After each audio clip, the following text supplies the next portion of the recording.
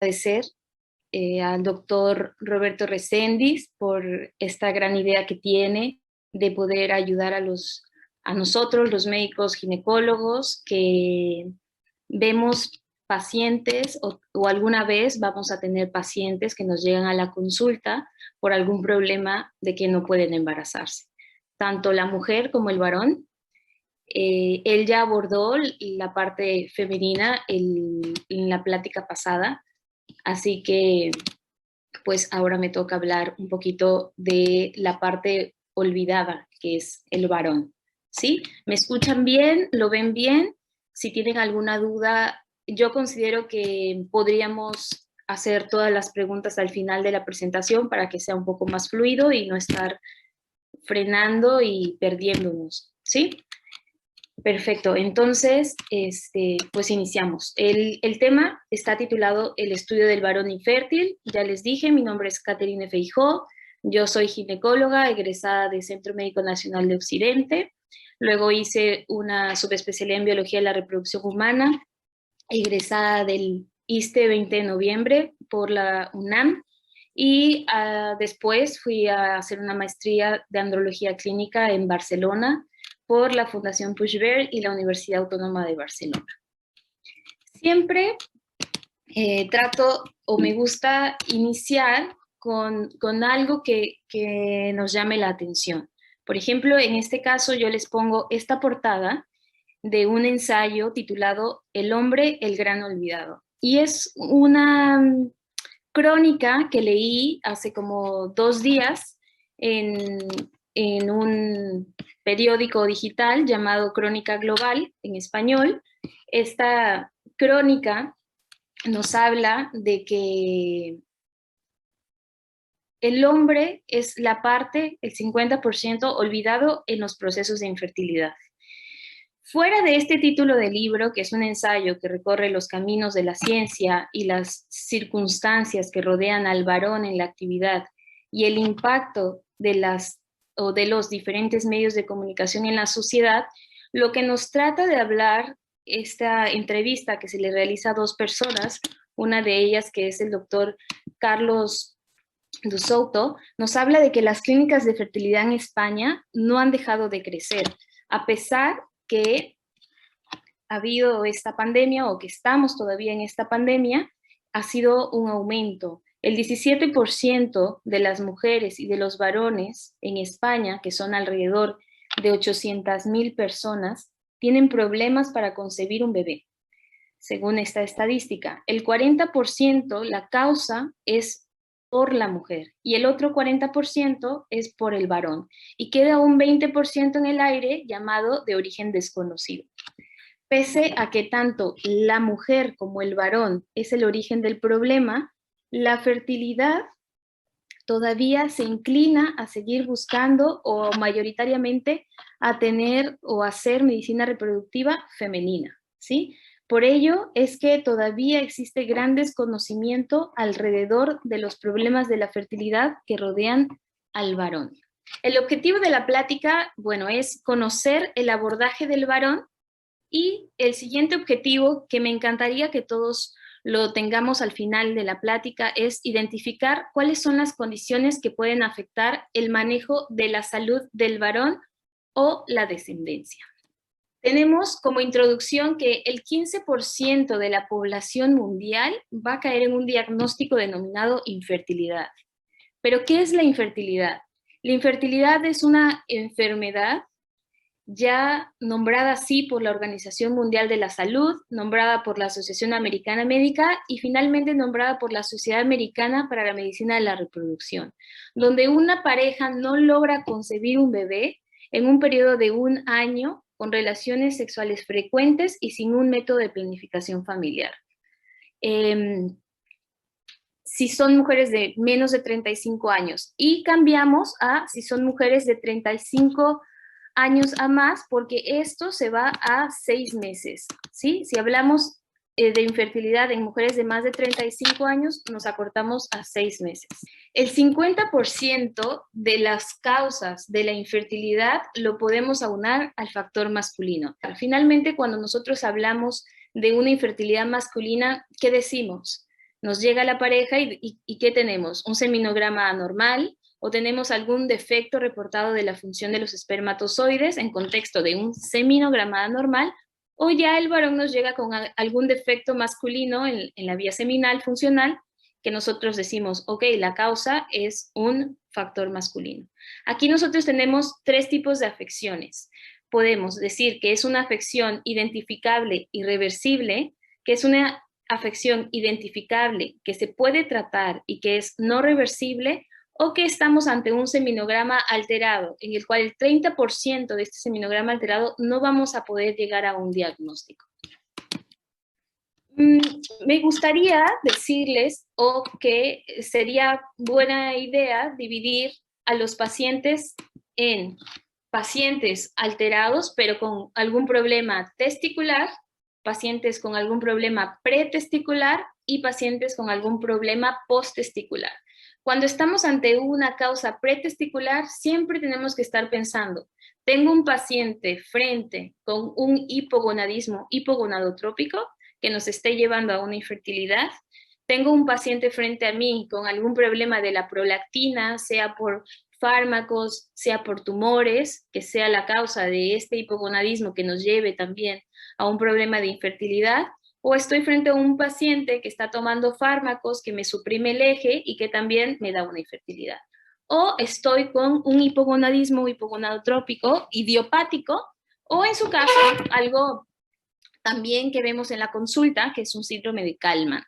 Si nosotros nos vamos a causas testiculares, podemos hablar de un varicocele, de una criptorquidia, de pacientes con cánceres testiculares, pacientes que han tenido algún tipo de cáncer y que han recibido radiación o que han recibido quimioterapia, o pacientes que tienen alguna enfermedad genética, ya que nos dé azoospermia, que vamos a hablar más adelante qué es la azoospermia, o que nos esté llevando a un conteo bajo de espermatozoides, una oligospermia, pacientes con alteraciones del factor de estilo de vida, pacientes que fuman, pacientes que toman alcohol, pacientes que consumen drogas, pacientes que tienen una tendencia a hacer demasiado ejercicio y consumo de ciertos suplementos que tienen ciertos medicamentos que también nos van a alterar el eje, y falla testicular, una discinesia ciliar primaria, un paciente con anticuerpos antiespermatozoides que tenga algún antecedente, o si ya nos vamos a causas posttesticulares, vamos a hablar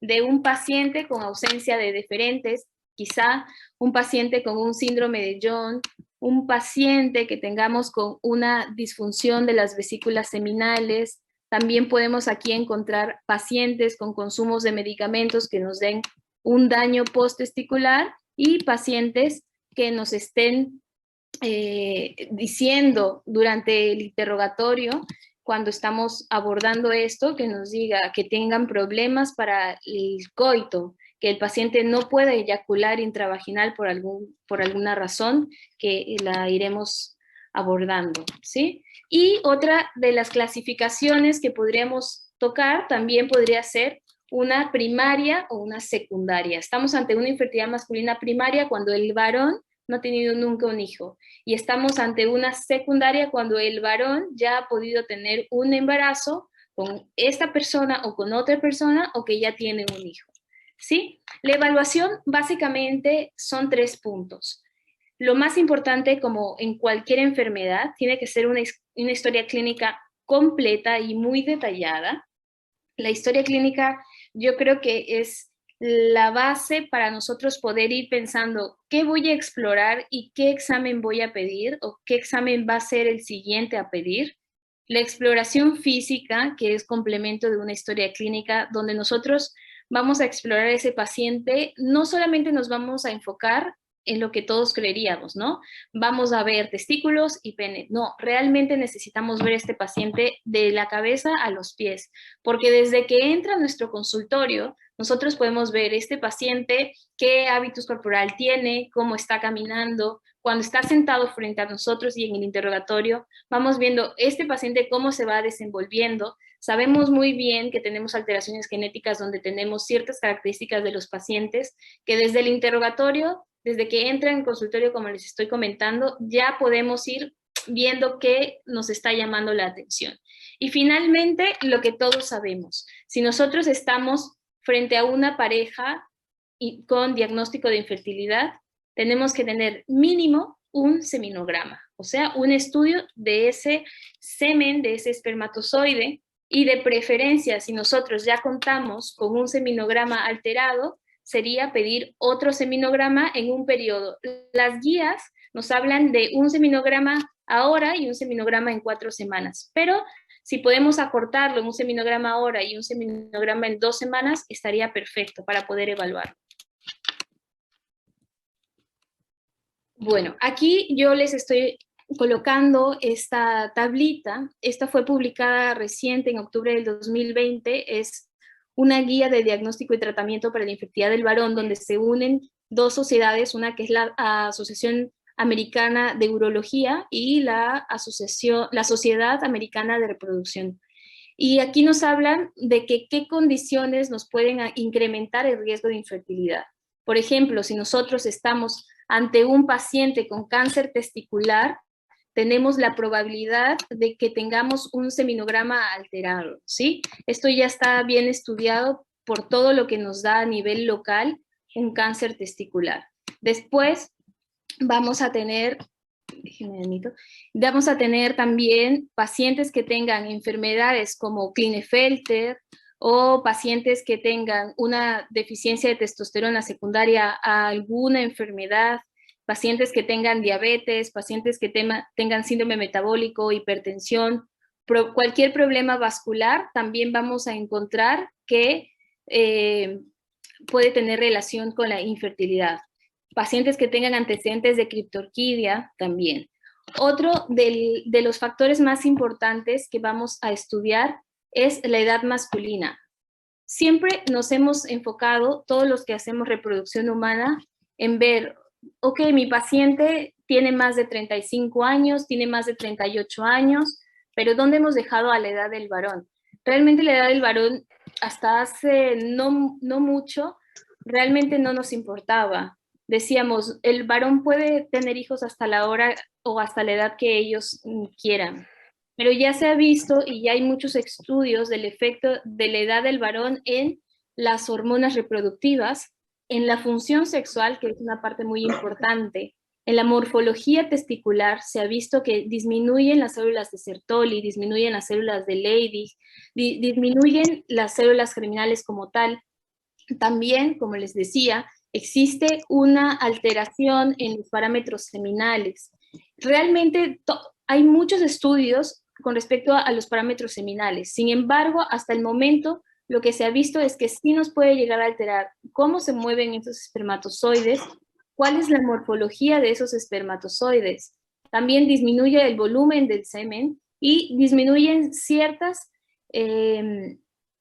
bioquímica que nosotros pedimos en ciertas enfermedades, como serían los valores de fructosa, los valores de alfa-glucosidasa, valores de zinc o también el nivel del PSA. También hemos visto que existe un aumento en las infecciones de las glándulas accesorias en los pacientes. También por la edad, obviamente vamos a tener enfermedades vasculares, vamos a tener aneuploidías de los espermatozoides. Hay conflicto en los resultados de que en cuáles sí ha habido cambios y en cuáles no. Los que sí hay conflicto en los intereses, por ejemplo, es que existan cambios o aneuploidías en los cromosomas 1, 19, 18, 21 y el X y el Y. También se ha visto que puede existir cierto aumento en la descendencia de estos niños. Se han estudiado muchas enfermedades, de las más, yo creo, más estudiadas son enfermedades en el ámbito de neurología y psiquiatría, pero también ya se están viendo si hay alguna relación con ciertos tipos de cáncer. Y obviamente lo de la pérdida gestacional recurrente. Entonces, siguiendo con factores de riesgo y la exploración y el interrogatorio, muy importante saber, estoy ante un paciente que tiene tal o cual edad. La obesidad, si estamos con un paciente de peso adecuado para la talla, si estamos con un índice de masa corporal normal, cómo son ese estilo de vida, cómo está la dieta, el consumo de cafeína, alcohol, tabaco, uso de anabólicos, muy frecuentes ahora que la gente está muy metida en el gimnasio y que quiere hacer mucho músculo. pacientes que están sometidos a mucho estrés, que también ahorita se ha visto muchos cambios en esta pandemia con COVID-19. También averiguar muy bien el consumo de ciertos medicamentos. Hay un libro completo de cómo afecta cierto medicamento a la calidad espermática y al seminograma y al eje hipotálamo hipófisis testículo. Lo que hemos visto también mucho es acerca del finasteride, el uso del finasteride como medicación dermatológica. Esto se ha visto que existe asociado a una reducción del volumen seminal, pero que si nosotros hablamos de una dosis menor a 1 miligramo día, no es muy concluyente, ¿sí? El medio ambiente, el tener un cáncer testicular, el uso o estar expuestos a disruptores endocrinos, que ahorita estamos con esto de la contaminación en gran exposición, también la polución, ciertos países estamos más expuestos a zinc, a cobre, a cadmio, donde también se ha visto una repercusión en la fertilidad. Y finalmente, estamos también o nos vamos a enfrentar en algún momento a que nos llegue un paciente que tenga el antecedente de un cáncer. Cada vez están diagnosticando más cánceres en paciente joven, en paciente que se encuentra en una edad fértil. Entonces, muy importante saber, estoy ante un paciente que ha recibido un esquema que es un gonadotóxico de riesgo alto, que es un gonadotóxico de riesgo intermedio, o que estamos bajo riesgo o un riesgo desconocido. De los agentes que son de alto riesgo y de los, yo creo, más utilizados, ciclofosfamida, busulfán y las terapias combinadas MOP y CHOP, ¿no? Esta tablita, bueno, les podría ayudar si es que están frente a un paciente, la revisan rápido. Y la exploración física muy importante, después de una historia, es una exploración física completa, como les comentaba, hay que hacerla general, el hábitus corporal, el peso, ver la virilización, muy importante, valorar las mamas, si hay ginecomastia, hacer un examen abdominal, buscando, porque a veces los pacientes se olvidan durante el interrogatorio si han tenido algún tipo de cirugía, pero ya cuando estamos revisando vemos, tiene una cicatriz en el abdomen que le hicieron, tiene una cicatriz en área inguinal, nos podría estar hablando de algún tipo de cirugía de hernia. Tenemos que revisar al paciente primero de pie y luego acostado, tenemos que revisar el pene, hay que ver la localización del meato. Me ha tocado también conversar con muchos compañeros que no han, les llegan ya como segunda opinión, tercera opinión, y cuando ellos han revisado a los pacientes se han dado cuenta de algunas malformaciones en el pene que impiden que el varón pueda eyacular correctamente dentro de la vagina. Entonces, una exploración, bueno, ya nos estaría ahorrando en ese caso pensar en algunas otras cosas, ¿no? También el tocar completamente el pene, a ver si existe alguna placa que nos esté dando o pensando en una enfermedad de Peyronie que nos esté deformando ese pene, que el pene esté torcido con alguna curvatura para la derecha, para la izquierda que dificulte. También nos vamos a ir a los testículos. Aquí es muy importante que tengamos un orquidómetro. En caso de no tener un orquidómetro, lo que también se puede utilizar es lo que tenemos la mayoría de ginecólogos en el consultorio, que un tumorímetro, ¿no? Entonces, con el mismo tumorímetro nosotros podemos ir midiendo esos testículos. El volumen testicular es súper importante, aunque no parezca. Nosotros, el poder medir los testículos, el poder tocar consistencia, el poder ver si no existe algún tipo de irregularidad, nos va a ayudar mucho para encaminarnos al diagnóstico. Valores de menos de 4,5 de la longitud total de ese testículo nos está llamando la atención de que algo no está muy bien, ¿sí? Volúmenes testiculares tienen que estar relacionados a la población en donde nos estemos desenvolviendo, donde estemos trabajando, porque debería de haber ya estudios donde nos digan la media del volumen del varón, por ejemplo, mexicano, donde está la mayoría de ustedes, es tanto con un rango de tanto. Yo en Perú es tanto con un rango de tanto, o si nos vamos a ejercer, no sé, a España o a algún país asiático, pues también. Después del testículo y de valorar el escroto, de que no haya alguna alteración, alguna cicatriz, nos vamos a ir subiendo para valorar epidídimo. Hay que ver forma de epidídimo, consistencia, porque también se ha relacionado a que pacientes que tengan algunas mutaciones, que estén relacionadas con alguna enfermedad genética, tienen ausencia de ciertas partes del epidídimo o del epidídimo o de los conductos deferentes. Y finalmente, no todos los pacientes necesitan un examen digital rectal, pero también pensar que lo podríamos hacer en la consulta. Después de haber interrogado y ya encaminarnos, de haber hecho una exploración física completa y estar pensando en qué podríamos tener, nos vamos a ir a la piedra angular, que es el seminograma. El seminograma o análisis de semen es el biomarcador principal para poder evaluar una infertilidad masculina. Este nos está hablando del reflejo directo de la fertilidad y la salud general en un periodo de 74 días donde existe una espermatogénesis completa. Aquí nosotros vamos a poder analizar muchos datos que se los voy a ir desglosando más adelante. Rapidito, un poquito de historia. Desde 1678 fue que este autor que está aquí, a través de una microscopía, ve en el eyaculado algo que le llama los animalitos del semen. Gracias a este estudio, después en 1951 se hacen más estudios donde ya salen los análisis de semen modernos. Gracias a este estudio de 1951 es que se inician a trazar parámetros de semen ya en histogramas, y estos gráficos se dividen en cuartiles para cada grupo, pacientes fértiles o pacientes infértiles. El cuartil más bajo nos decía pacientes infértiles. Arriba de ese cuartil eran pacientes fértiles. Y desde ahí es que nace la primera guía de la Organización Mundial de la Salud publicada en 1980.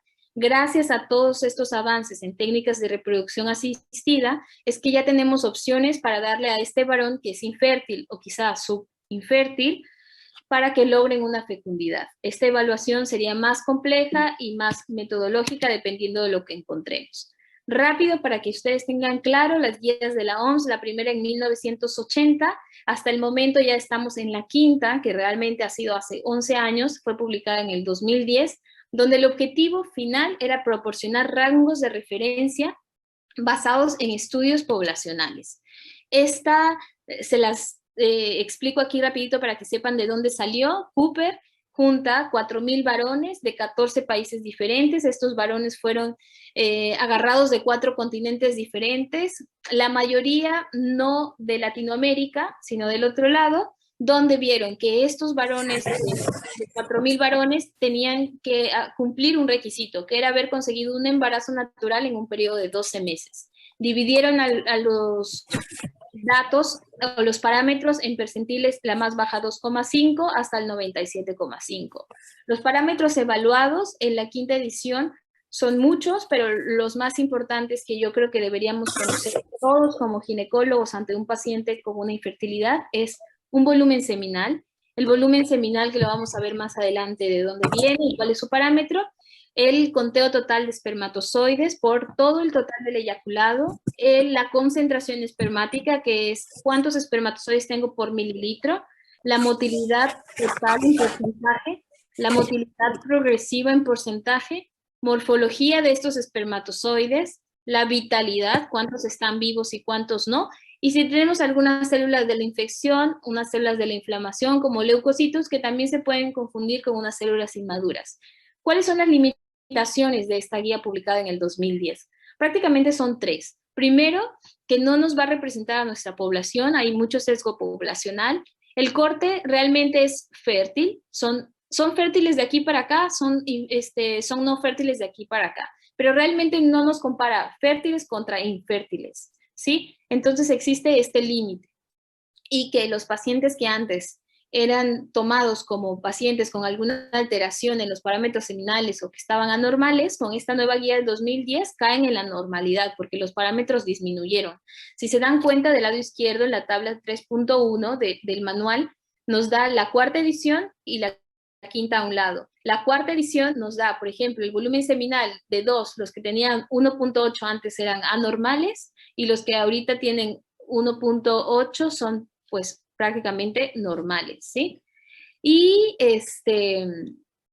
también de que para que existan mayores alteraciones podríamos hablar de 2 o más alteraciones, ¿no? Esta ya es la tabla con los percentiles completos, del 2,5 hasta el 97,5.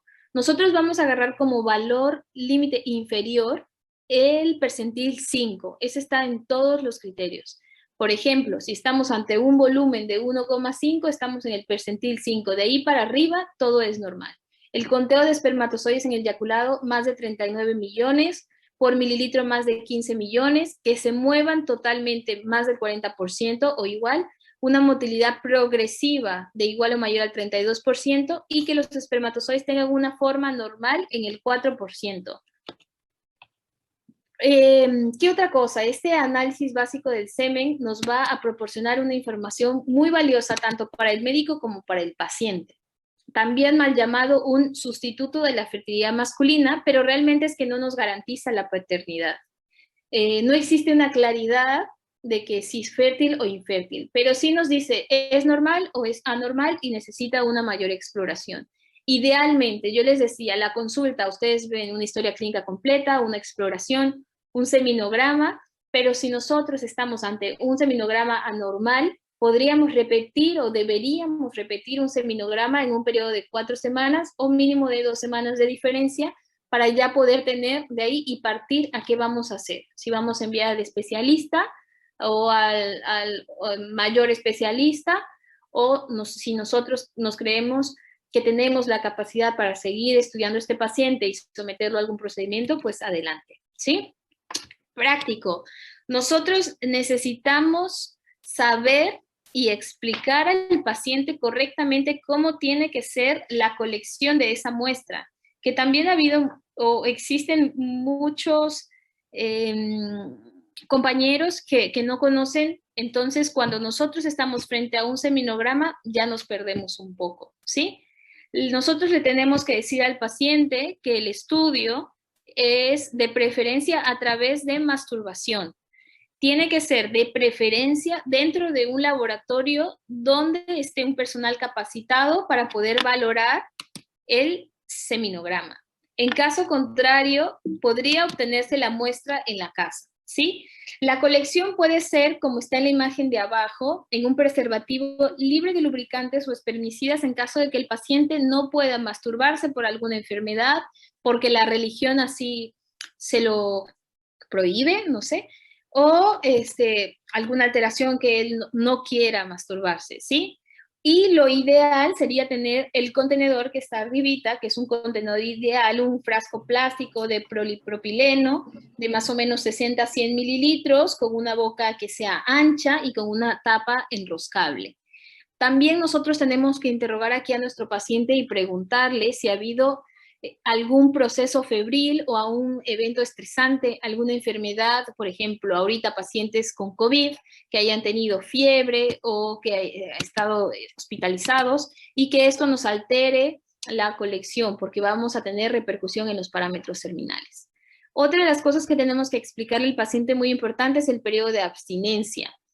La Organización Mundial de la Salud nos marca un periodo entre 2 y 7 días. Pero ya han salido muchos estudios donde nos dicen que nosotros deberíamos acortar más ese periodo de abstinencia, quizá llevarlo a 2 días, 3 días, máximo 4 días, porque se ha visto que los pacientes que tienen periodos de abstinencia más cortos tenemos una mejor motilidad de los espermatozoides y un mayor conteo. Y los pacientes que tienen en un corte de 7 días a más tienen una mayor alteración del ADN espermático.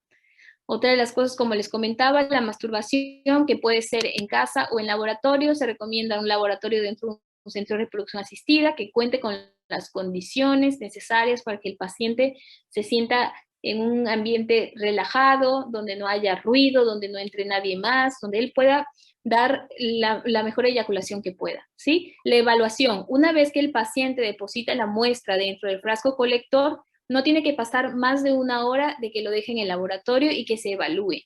Pacientes que viven muy lejos de los centros de reproducción o del hospital y que necesiten llevar la muestra, sí la pueden llevar. Se recomienda igual el tiempo lo más corto posible. Pues si el paciente vive en una ciudad y se va a trasladar a otra ciudad donde es más de 60 minutos, pues se recomienda no hacerlo. O en caso de que el paciente viva atrás del hospital o a 2 cuadras, pues sí lo puede hacer y el transporte Tiene que ser de preferencia el frasco pegado al cuerpo para mantener una temperatura de aproximadamente 37 grados o la temperatura corporal. Como les decía, no más de 60 minutos, y en el laboratorio viene lo más importante. El embriólogo, el biólogo del laboratorio va a hacer un análisis de los parámetros macroscópicos y microscópicos, donde vamos a ver ciertos valores. En los macroscópicos son realmente 4 más importantes. Vamos a tener, primero, que ver, este paciente nos está teniendo un volumen normal o un volumen anormal. Saber que el 70% del volumen lo dan las vesículas seminales. Estamos ante un volumen normal cuando caemos más de 1.5 mililitros, y si estamos con un seminograma enfrente, que lo valoramos y tenemos un volumen de menos de 1.5 mililitros, podríamos llegar a pensar que la recolección no fue la adecuada, lo primero, que de repente al paciente se le cayó la muestra, o que estamos con pacientes con alguna enfermedad que tenga obstrucción de algún conducto, de uno, o que tenga ausencia de un conducto que nos esté dando poca muestra, o que tenga paciente una eyaculación retrógrada por alguna enfermedad como diabetes, alguna enfermedad que nos esté causando esto, ¿no? Y pacientes que tengan un volumen de más de 4 mililitros, también podríamos pensar en una abstinencia sexual prolongada, o también ciertas infecciones nos dan un mayor volumen. Hablando de licuefacción, que es otro de los parámetros que vamos a enfrentarnos cuando veamos un seminograma. Aquí tenemos una enzima muy importante que es la fibrinolicina. Esta es una enzima proteolítica producida por la próstata que facilita la licuefacción del semen, del estado de coágulo, y aproximadamente se da de 30 a 60 minutos. Vamos a encontrar algún defecto cuando tengamos alguna obstrucción del conducto eyaculatorio o una secreción inadecuada en la próstata de esta enzima proteolítica. Cuando no existe licuefacción o nos reportan no licuefacción, pues vamos a tener un semen en estado de coágulo. La viscosidad, que es otra de las cosas o de los parámetros que vamos a valorar en los seminogramas, es la relación que tiene con la naturaleza fluida de la muestra. En una pipeta de 1.5 milímetros aproximadamente, una longitud de hilo de más de 2 centímetros es una viscosidad aumentada y anormal. Cuando estamos ante una hiperviscosidad, podríamos estar pensando en alguna hipofunción de la próstata o de la vesícula seminal, también en pacientes que están con infecciones o en una generación excesiva de leucocitos. El tratamiento lo puede hacer el biólogo de laboratorio a través de una tripsina para ayudar a disminuir esa viscosidad. Y el pH, que es otra de las cosas muy importantes que valorar frente a un seminograma. El pH, bueno, es el equilibrio del líquido de las vesículas seminales que nos da lo alcalino contra el ácido que nos da la próstata.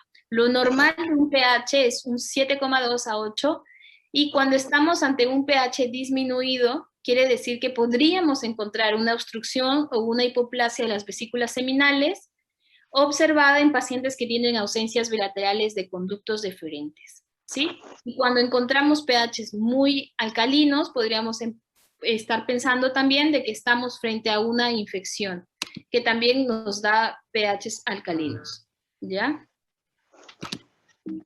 Continuando, aquí vamos a desglosar la concentración. La concentración, cuando nosotros tengamos seminogramas, vamos a ver, después de todo lo macroscópico que les he comentado, ahora viene lo bueno, lo microscópico, lo que la mayoría nos vamos de primera. A veces ignoramos toda la parte macroscópica, que creemos que no es de importancia, pero realmente nos importa muchísimo, y nos vamos a cuántos millones tiene, cómo se mueven y qué forma tiene, ¿no? Bueno, sí es importante la concentración. Lo normal es que encontremos más de 15 millones mililitros, o en una concentración total de eyaculado más de 40 millones. El problema de la concentración es que tiene mucho variabilidad interobservador. Entonces tiene que ser en un laboratorio donde estén capacitados, donde los dos o las dos personas que puedan estar revisando sus seminogramas prácticamente cuenten lo mismo. La preparación es en fresco, en una lámina, tiene que estar húmeda, se cuentan aproximadamente 200 espermatozoides. Las cámaras de conteo tienen que estar dentro de un patrón de cuadrícula, como se ve en la imagen redondita verde. Y hablando, si nosotros tenemos un conteo de menos de 15 millones, vamos a encontrar seminogramas que ponen el diagnóstico y se llama oligosospermia. Cuando nosotros tenemos un diagnóstico de oligosospermia en el seminograma que a veces nos hacen favor de poner al final, podríamos decir que este paciente tiene una recolección incompleta, que tenemos que reinterrogar a este paciente. De repente que la abstinencia fue muy corta, el señor tuvo relaciones sexuales 12 horas antes o eyaculó 12 horas antes, o alguna otra causa que se va a ir desglosando. Y si nosotros nos reportan 0 espermatozoides, aquí el laboratorio tiene que haber hecho una nueva centrifugación y ver el sedimento. Si nosotros en 2 ocasiones no encontramos espermatozoides, caemos en un diagnóstico llamado azospermia, o sea, quiere decir 0 espermatozoides. El recuento total de espermatozoides móviles, que es ver la concentración por el porcentaje de motilidad, este nos va a predecir más la infertilidad versus si nosotros solo vemos el volumen cómo está, cuántos millones tenemos y cómo se mueven. O sea, este porcentaje es muy bueno para nosotros como biólogos de la reproducción, nos ayudaría muchísimo. Un TMSC, que sería el recuento total de menos de 1 millón, tiene 83% menos la probabilidad de tener un embarazo espontáneo. La verdad es que este corte es muy bajo. Aquí nosotros ya tendríamos que estar proponiendo alguna técnica de reproducción asistida. El problema es que tenemos limitaciones tanto predictivas como diagnósticas con esto, ¿sí? Pero finalmente el TMSC sí nos ayuda clínicamente y nos facilita la toma de decisiones para poder asesorar a la pareja a tomar la mejor opción para una técnica de reproducción asistida. De aquí depende de que mi paciente que está en un conteo normal y que con una capacitación me mejora, lo puedo llevar a un coito o lo puedo llevar a una inseminación intrauterina con un corte, con un conteo adecuado, o si ya el paciente está muy bajo, lo puedo llevar a una técnica de reproducción asistida como tal, que sería una fertilización in vitro, y depende de otras características si lo voy a llevar a una inyección de ese espermatozoide al óvulo, que también lo van a escuchar ustedes mucho como ICSI, o si de plano estoy en una azospermia y ya tengo la causa de la azospermia, irme a una biopsia testicular para poder yo sacar el espermatozoide y mandarlo al laboratorio para que hagan también una inyección. Otro de los parámetros a valorar es la motilidad. La motilidad, bueno, cualquier signo de movimiento es motilidad. Este es un indicador crítico de la función del espermatozoide. Se tiene que hacer inmediatamente después de la licuefacción para evitar cambios de temperatura y de deshidratación. La motilidad es la capacidad de los espermatozoides para atravesar el epidídimo y madurar con éxito. Aquí tenemos en rojo el valor normal que nosotros vamos a ver, la motilidad total en porcentaje tiene que ser mayor o igual al 40% y la progresiva de mayor o igual al 32%. La verdad es que cuando nosotros tenemos un seminograma, la mayoría de laboratorios, yo creo que casi el 100% nos ponen los valores de referencia por si alguno se nos olvida porque tenemos alguna otra cosa en la cabeza, ¿sí? Y 5 al 10% de los pacientes que nos presentan una alteración en la motilidad, como el nombre llamado astenosospermia, estamos ante pacientes que tengan defectos ultraestructurales en el tracto reproductor genital masculino. La astenosospermia, como les decía, que es el problema en la motilidad, puede ser alguna recolección deficiente, aquí utilizaron algún condón con goma, que no sea un preservativo libre de lubricantes, o que este condón o que hayan utilizado algún tipo de espermicida y que este espermicida esté haciendo que los espermatozoides se muevan menos, ¿sí? También nos pueden reportar ciertas aglomeraciones de los espermatozoides. Cuando se encuentran en más del 10 al 15%, se pueden asociar a alguna enfermedad autoinmune, donde se llaman anticuerpos antiespermatozoides. Se ven muchos espermatozoides pegados cabeza a cabeza, cabeza a cola, cabeza a cuello, y tienen un patrón de agitación inusual de los espermatozoides. También esto hay que pensarlo en una abstinencia prolongada, infecciones nos pueden dar anticuerpos, también obstrucciones parciales del conducto, o pacientes que hayan sido sometidos ya a alguna vasectomía, que también estos pacientes tienden a tener un mayor número de anticuerpos antiespermatozoides. ¿Qué más? Varicocele, pacientes también con varicocele pueden llegar a tener astenosospermias. Continuamos. La motilidad se las pueden reportar en progresiva, en no progresiva y en inmóviles. Y de esto depende también los valores. Y continuamos con otro de los parámetros del seminograma a valorar, que es la morfología. La morfología es qué tan bonito es un espermatozoide. Realmente, la mayoría de los espermatozoides en un eyaculado están alterados. Vamos a encontrar espermatozoides puras cabezas solas, en un porcentaje muy pequeño. Podemos encontrar puras colas, podemos encontrar cabezas muy largas, cabezas muy redondas, cabezas muy cónicas, dobles cabezas, triples cabezas, dobles colas. Entonces, esto es de lo más complicado en evaluar. Realmente, en la última edición, donde ya utilizan los criterios estrictos de Kruger, que se llaman, el corte que nos da es 4%, o sea, imagínense, el 4% de todo el eyaculado tiene que estar normal para nosotros poder decir que este paciente está bien.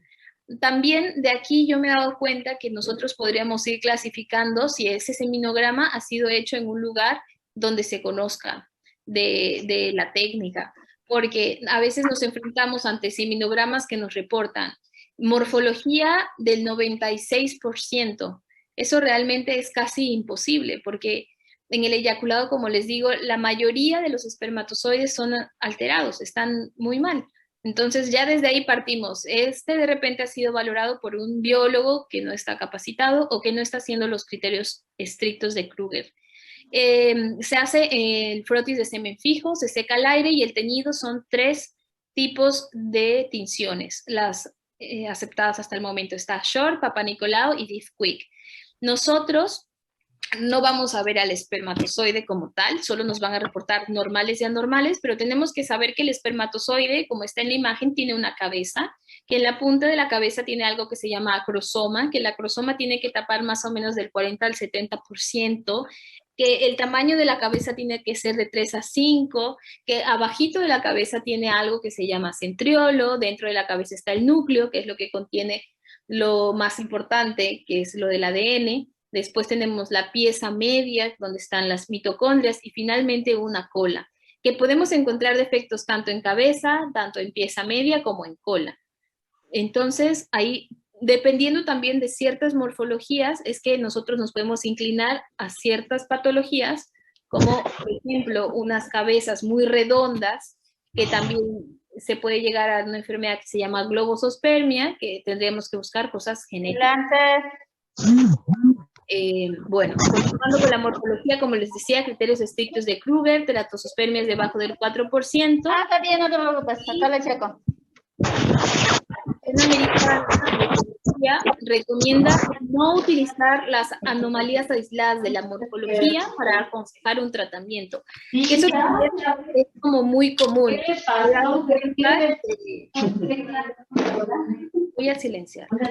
Me he dado cuenta que muchos de mis compañeros, o yo también a veces, nos vamos mucho de que nos están reportando una teratosospermia. Entonces, este paciente tiene que ir directo a una fertilización con un ICSI, con un EMSON, con un IMSI, muchas de esas cosas que realmente, si nos vamos bien a la bibliografía, es que no podríamos decir solo con la teratosospermia.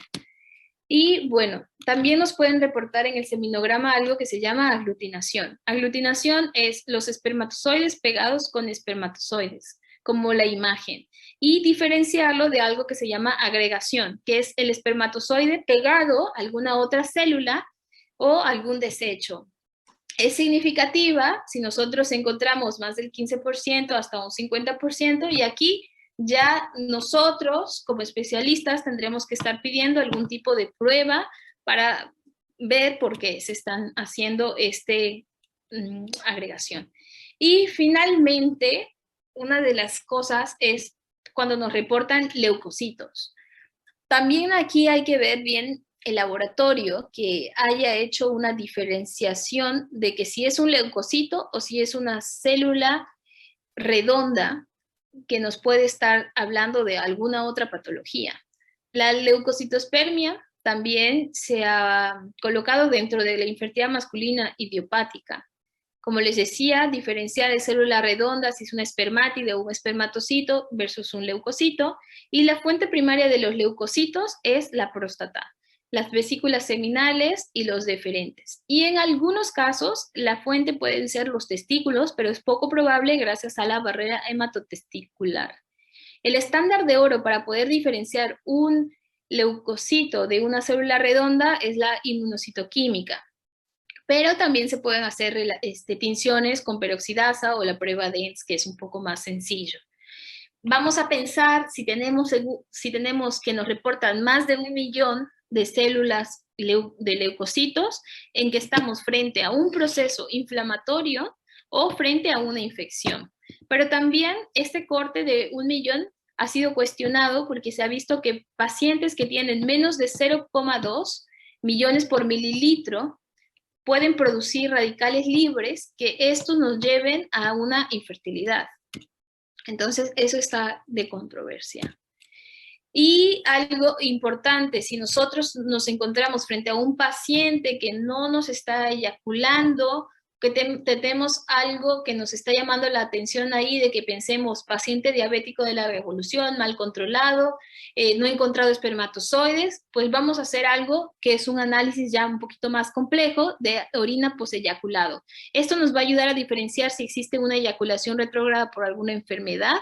En pacientes que tienen un volumen de menos de 1 mililitro en ausencia de una ausencia bilateral de conductos deferentes, o sea, que nosotros lo toquemos, que veamos que nuestras hormonas están normales, se hace este examen. Tiene que ser en sedimento, 400 por 10 minutos de centrifugado, y ahí vamos a revisar. Si nosotros ya tenemos un paciente con aspermia o azospermia, con que encontremos un espermatozoide en la orina, ya tenemos el diagnóstico.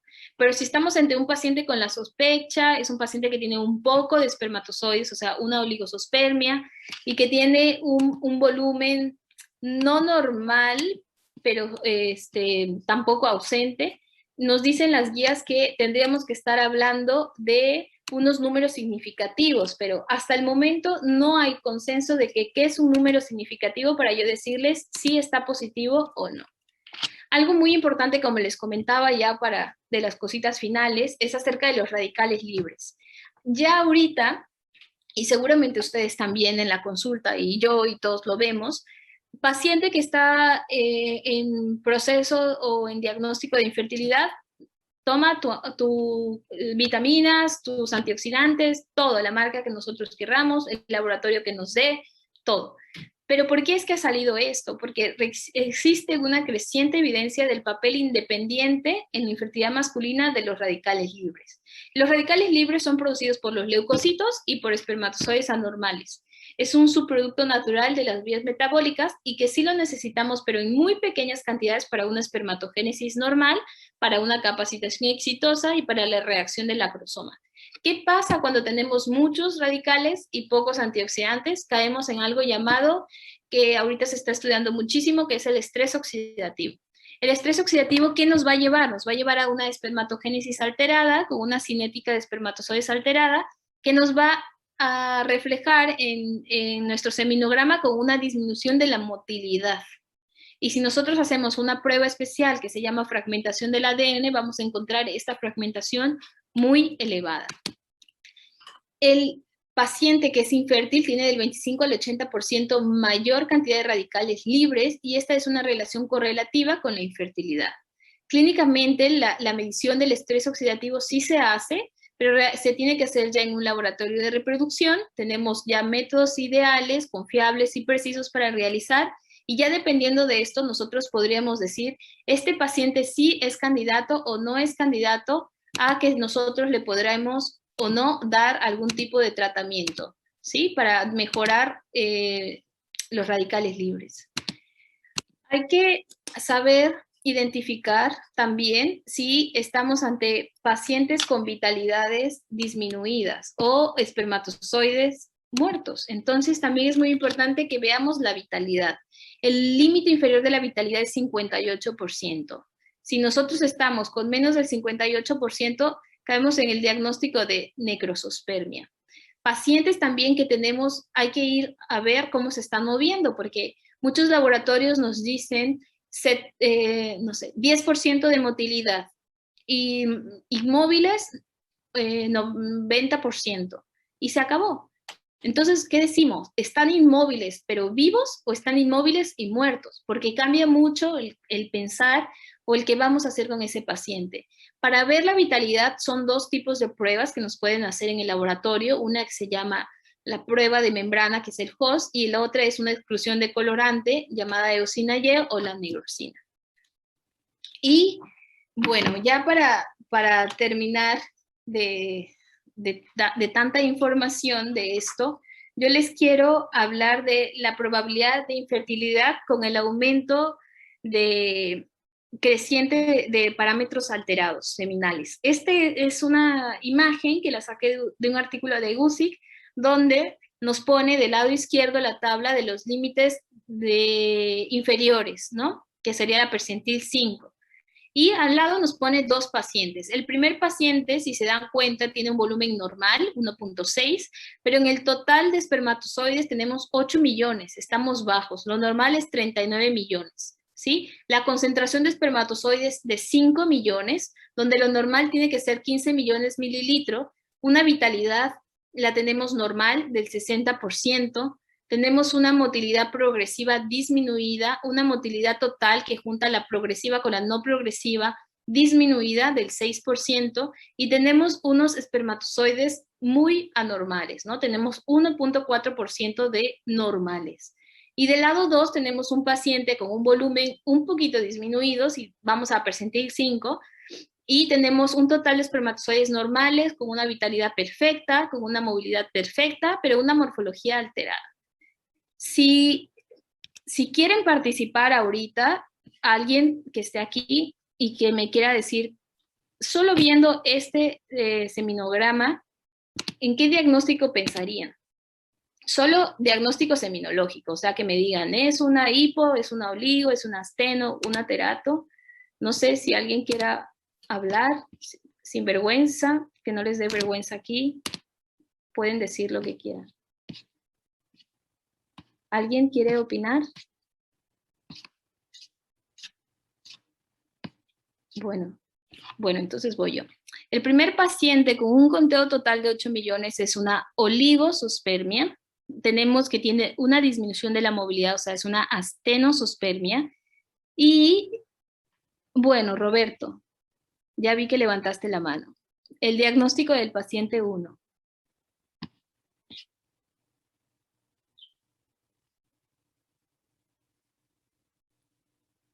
¿Me escuchas, Roberto?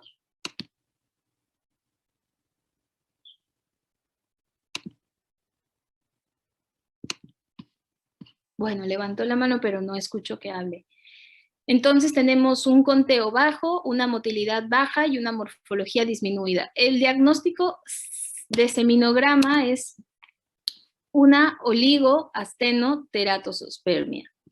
Y en el paciente número 2 tenemos que tiene un conteo de menos de 1,5, entonces es una hipospermia con una teratosospermia. Aquí él nos habla de las probabilidades de infertilidad con estos parámetros alterados. Si nosotros en el paciente 1, por ejemplo, tenemos que el conteo bajo, la motilidad baja y la morfología, tenemos 3 parámetros. Entonces nos vamos aquí. Este paciente tiene una odds ratio de presentar infertilidad de 15. ¿Sí? Si nos vamos al primer paciente, ellos solo reportan aquí que tiene alterado la terato. Entonces, con un solo valor, este paciente tiene 2,5 de odds ratio para infertilidad. Y así es que nos van diciendo las recomendaciones para poder hablar con los pacientes y poder decirles qué es lo que sigue, ¿no? Y bueno, finalmente, esta ya es la última. Yo creo que quedan muchas dudas porque ahorita lo vamos a conversar, pero lo que quieran preguntarme, ¿sí? Este es solo una guía de lo que hay que hacer frente a una pareja. El primer punto, estamos frente a una pareja, una mujer de menos de 35 años que no ha podido embarazarse, o una mujer de más de 35 en un periodo de 6 meses sin embarazarse. Estamos con el varón y vemos, es un paciente que tiene antecedente de vasectomía, se tiene que enviar a ser valorado por un biólogo de la reproducción, por un urólogo o por un andrólogo de preferencia, para hacer el counseling de que este paciente quizá le va bien si se recanaliza, porque también hay cirugías de recanalización, o quizá viendo ya la edad de la mujer, viendo los factores de la mujer, vemos que este paciente no le va a ir muy bien recanalizándolo, sino hay que ofrecerle alguna técnica de reproducción asistida, ¿sí? Y del otro lado tenemos un varón y una mujer evaluados en paralelo, una historia reproductiva masculina donde vamos a encontrar alguna anormalidad o un semen anormal. Si es así, aquí ya nos dice la guía americana de que este paciente necesita ser valorado por una persona capacitada en factor masculino. Y esta persona capacitada por factor masculino puede ser el andrólogo, que la mayoría de los andrólogos son urólogos, pueden ser ginecólogos con biología de la reproducción, también tenemos compañeros endocrinólogos y pues básicamente son de las 3 especialidades que podemos encontrar. ¿Ya? Una vez que llega ahí el paciente, vemos el seminograma, tenemos seminogramas normales, tenemos seminogramas alterados, y dependiendo de lo que encontremos en el interrogatorio, en la exploración física y en el seminograma es donde nos vamos a ir.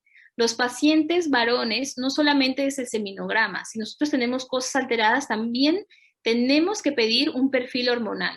De preferencia, las 2 hormonas que se piden en un inicio es una FSH y una testosterona total, y dependiendo de los resultados nos vamos a ampliar a pedir una LH, vamos a pedir estrógeno también, vamos a pedir quizá una testosterona libre, una SHBG, podemos pedir un perfil tiroideo, vamos a pedir también una prolactina, vamos a completar el estudio, estamos ante un paciente que tiene antecedentes para enfermedades como dislipidemia, tenemos que completar el diagnóstico con un colesterol, triglicéridos, HDL, VLD, todo, porque el hombre se tiene que ver completo, ¿sí? En completo todo.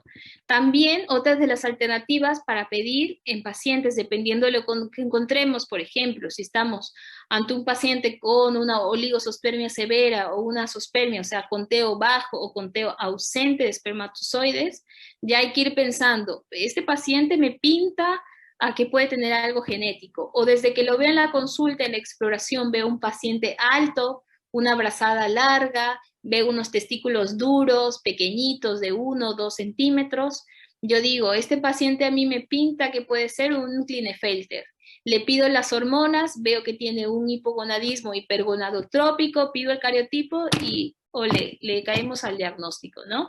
O estamos ante un paciente que me llega no tan alto, un poquito gordito, ginecomastia, un poco lento, tenemos un seminograma con azospermia, y a mí me pinta que este paciente puede ser, cuando le estoy diciendo, señor, ¿qué tal los olores? Usted percibe, el señor me dice, yo no huelo nada, y estamos fuera de COVID, y entonces también decimos, a mí me pinta que este paciente puede ser un Kallmann.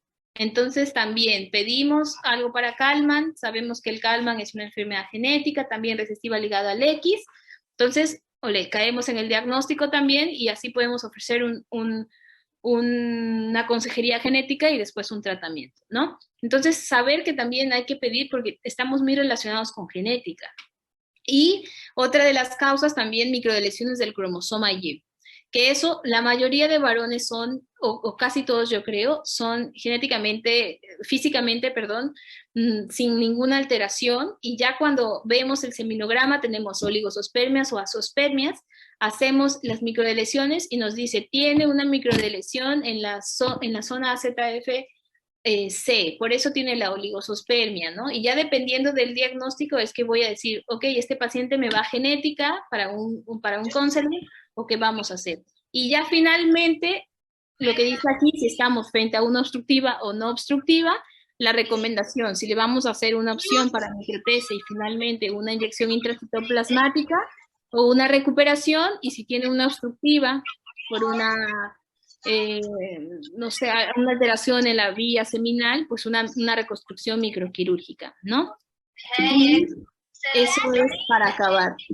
No sé si tienen dudas, yo me imagino que bastantes, porque como yo les comentaba, de ginecólogos realmente no vemos factor masculino, ¿no? Bueno, durante mi formación de ginecología no vi nada. Y lo que sí me gustaría que se lleven es que la identificación y el tratamiento de las afecciones pueden ser reversibles y pueden mejorar la fertilidad del varón y pueden permitir una concepción a través de un coito o a través de una inseminación que sería más barata o finalmente una fertilización in vitro o ICSI. También identificar afecciones para que no exista tratamientos que generen más angustia a estas parejas. De por sí estas parejas llegan asustadas, angustiadas por el diagnóstico que les dicen, eres infértil, o se les ofrece también terapias que no son eficaces pensando en algo y que realmente no tenía lógica. Y bueno, finalmente si nosotros podemos encaminar un poco más y ayudar a estos pacientes, pues sería perfecto.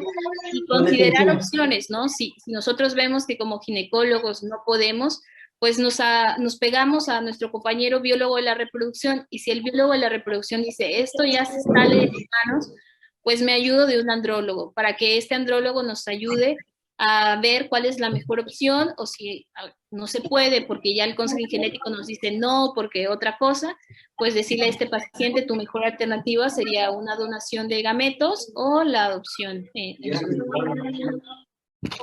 bueno, es lo último que tengo. Estoy abierta para todas las dudas que tengan. No sé, si quieren activar mi micrófono. Hola, doctora. ¿Cómo está? Escuchar qué tratamiento, ¿no? Como que está abierto el micrófono de alguien que no. Ya. Hola. Bueno, Escucho, no sé si Roberto. me escuchen. Sí, miren, bueno, yo creo que todos me están escuchando. Doctora, muchísimas gracias. La ponencia estuvo, yo creo que de 10. A final de cuentas, uno como ginecólogo, usted ya lo mencionó, no vemos al varón, no vemos un pene y testículos en 4 años de formación como médicos residentes y nos da miedo, ¿no? La primera vez que tienes que explorar un varón, hay que perderle el miedo. A final de cuentas, el embarazo es de 2 partes y no le teman, o sea, lo bueno es que esta plática va a quedar grabada, que se queden con su diagramita, está excelente tal cual, y bueno, recordar que uno como biólogo también como la formación de uno es de ginecólogo, pues sí le tienes de repente miedito, ¿no? A decir, ay no, ese varón está normal, mejor que se vaya a donación de muestra seminal, pero no, recordemos que ser padre y ser madre implica también heredar la carga genética, ¿no? Y si tú un varón quizá no lo puedas tenga alguna condición que sea tratable pero no reversible, pues qué bueno que lo puedas ofrecer a tu paciente, mejorar esa muestra seminal para que cuando llegue al